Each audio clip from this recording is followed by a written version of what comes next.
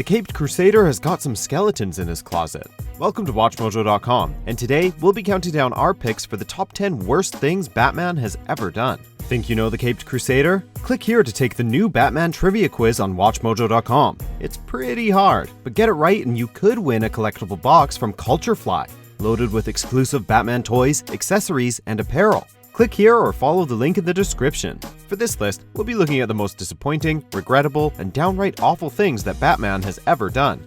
Alternate timelines will be considered, so long as they aren't timelines where Batman is a full-on villain. Sorry, Batman Who Laughs fans.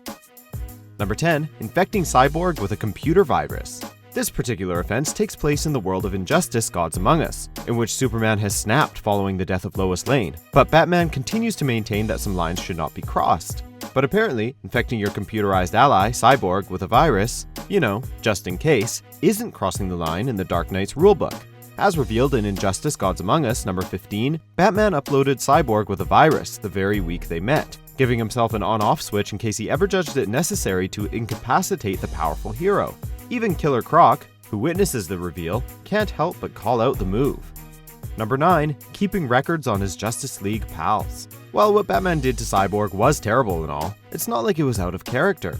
A master tactician who always plans for the worst, he's got contingencies in place for seemingly every possibility, including his super friends turning on him. The issue is, much like his peers, Batman himself is also not infallible, and, as explored in the story JLA, Tower of Babel, those plans aren't nearly as safe as he would have you believe. When Ra's al Ghul got his hands on them, he nearly succeeded in destroying the Justice League. Next time, Batman, maybe just keep mental notes instead. Number 8. Passing the mantle to a mentally unstable newcomer rather than his protege.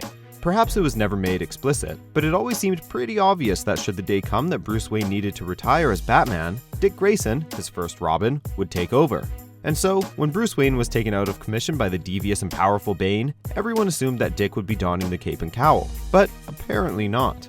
Dismissing Tim Drake's suggestion of contacting Nightwing, Bruce instead passes his identity and responsibility onto Jean-Paul Valley, a new vigilante in town, with a known history of mental instability and difficulties controlling his extremely violent impulses.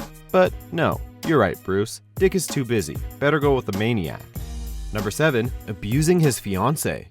Domestic abuse. It's not a problem exclusive to Marvel and the Pym residence. In Batman: The Widening Gyre, serial bachelor and playboy Bruce Wayne finally meets his match, or rather, reconnects with her, in the shape of former flame Silver St. Cloud. The story sees the two lovers reunited, and soon enough, they're on the fast track to marriage. Being Batman, however, the happier Bruce is, the more conflicted and eventually paranoid he becomes.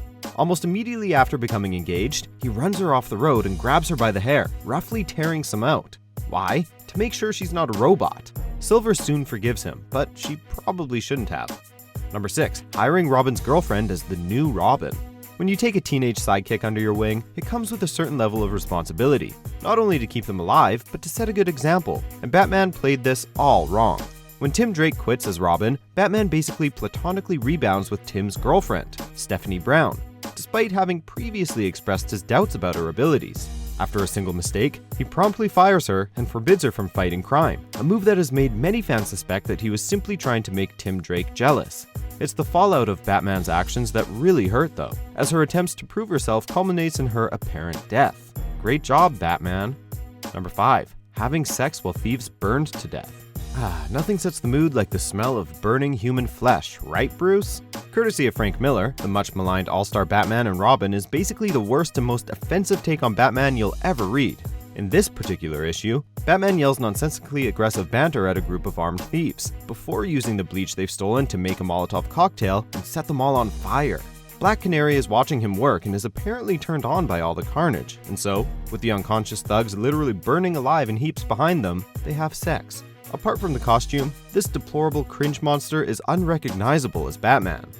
Number 4. Committing murder. Once upon a time, Batman was a character without clear editorial guidelines, and by extension, he was a hero without consistent moral guidelines. Back in the early days, the Caped Crusader was what you might call, kill crazy. After having made a name for himself in the pages of Detective Comics, the Dark Knight got his very own eponymous title, and to celebrate, he went on a killing spree. First, he dispatches of Hugo Strange by punching him out a window to his apparent demise, and then proceeds to deal with Strange's henchmen, made up of mentally ill asylum patients, with machine gun fire. Heck, he even hangs one from the bat plane. Number 3. Sealing KG Beast underground and leaving him to starve.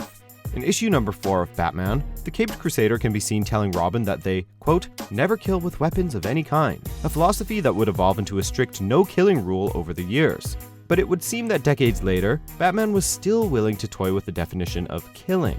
In 1988's Batman number 420, realizing that he is incapable of besting the KG Beast, Batman locks the man in a sewer and walks away in a panel that strongly insinuates that he was leaving him to die.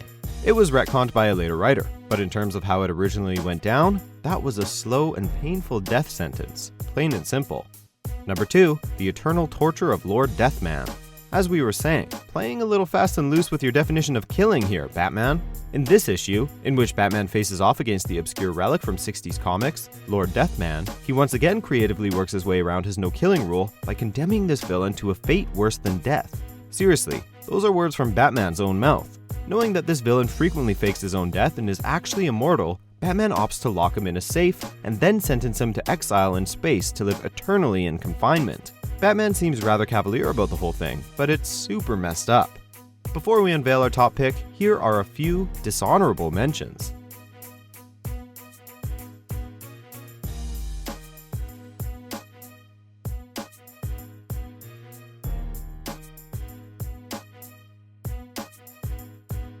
Number 1. Creating Brother Eye and nearly ending life as we know it. Where do we even begin with this one? Maybe with the fact that Batman could have righted his error earlier, had he not ignored the warnings of his old colleague and friend, Blue Beetle, who instead gets killed for Bruce's mistakes. But we've gotten ahead of ourselves. Taking his contingency planning to new heights, Batman once built a secret satellite called Brother Eye to monitor superheroes. Sure enough, it got compromised, and a villain used it to try to kill all metahumans. It only got worse though, as Brother Eye later became sentient and tried to conquer and homogenize the world. And that's how Batman almost ruined everything. Do you agree with our picks? Check out these other great clips from WatchMojo and subscribe for new videos every day.